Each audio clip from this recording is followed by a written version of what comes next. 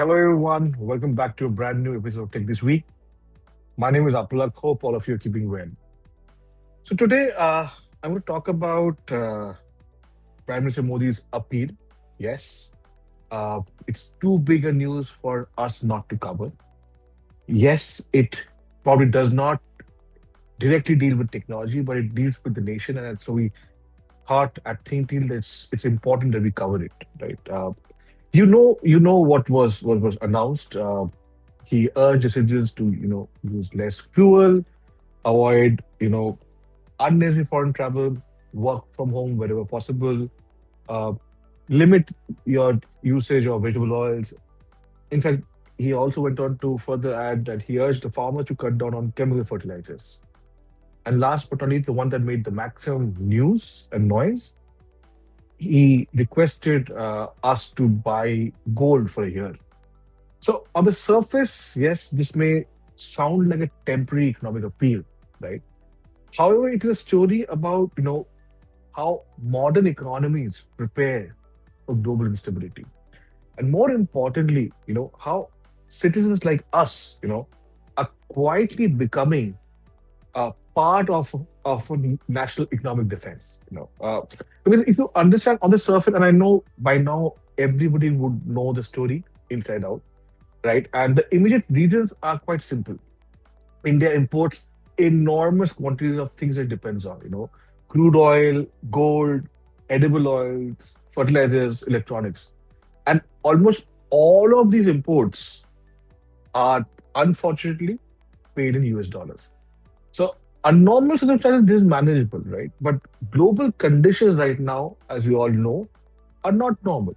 There is the ongoing uh, Iran-US conflict, right, and which has led to oil supply disruptions, shipping instability, higher insurance costs, and and resulting in rising crude prices.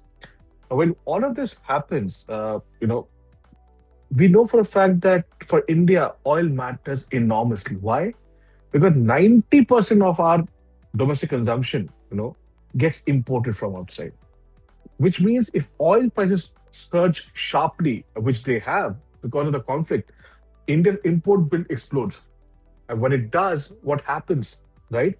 We give out more and more of US dollars. What does it imply? Giving more and more of US dollars makes the rupee even weaker, right? And because of that, a lot of things are affected. Think of it: inflation, transportation, logistics, food prices, manufacturing, and like I said, the rupee itself gets affected, right? So you have to understand and think deep here. Governments usually don't ask citizens to take a voluntary change like this, you know, until unless they see and they sense a elevated risk ahead. That's important. You got to understand that this is not a policy enforcement, not as yet at least. There are no bans, no restrictions, no rationing, right? At least not yet. Instead, what we are seeing is something more subtle. You know, the government is essentially, attempting to psychologically prepare us, before the actual economic pressure fully arrives. Right now, do we sense uh, what's happening in the Iran-US conflict? Not directly, at least, right? So concern may not be simply about inflation. You've got to understand that, right? And it's not just about inflation because India, the nation, has dealt with inflation for so many decades.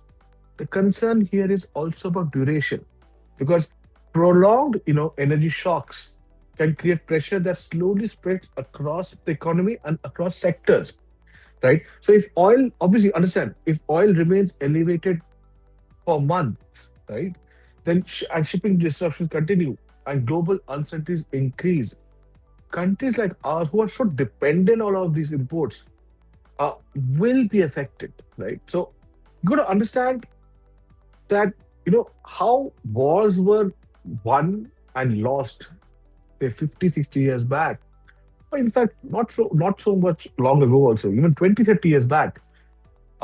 Modern wars are no longer fought only by militaries. They are fought by military, but not only. They are fought increasingly through economies. And the world geopolitical scenario gives many examples of this. So what the Prime Minister Modi is effectively signaling is this, economic resiliency is now everybody's responsibility and not just the government's. In fact, if you have been following the news, a lot of gold traders and business groups have already come forward supporting the appeal, describing it as a necessary national interest. But again, broad behavioral compliance is a very different challenge, because most individuals, the economic impact still feels indirect and distant. And we generally don't change our behavior patterns until and unless we directly get impacted. And I'll give you two examples. One, something that we all came through, uh, COVID.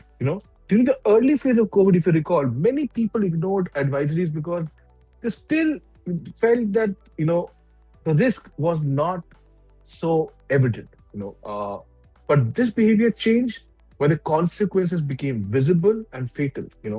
When it was no more about a spreadsheet of numbers of how many casualties COVID took. It also came down to names of people that we knew personally, you know, and that changed behavior. The same applies to economic behavior. People rarely change habits unless consequences become personally visible or enforcement begins to appear. And I like to give this example all the time. Seatbelt usage in India followed a similar pattern, right? No, but none of us used to use seatbelt till fines came in, right? This is how we operate. So yes, today there is an economic crisis brewing, and government needs to act now and act faster.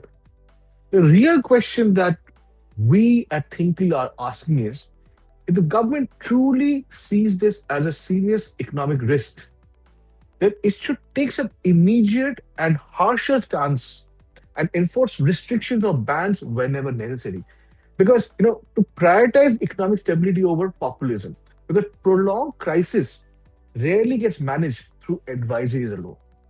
But then again, before I conclude, it's very important to understand, does the government have this kind of courage? Because to ban certain things like say buying gold for a couple of months or or probably rationing a few things, that will draw a lot of flack and criticism to the government. My point is, but if that's the neither hour, should the government do it? I personally feel if it, I mean, not that I'm an economic expert, but if whatever we have been told, if the economic crisis is as serious as it seems to be, government needs to, go for a harsher stance, and we as citizens have to and need to and should abide by it. That's it from my end. Have a great week ahead.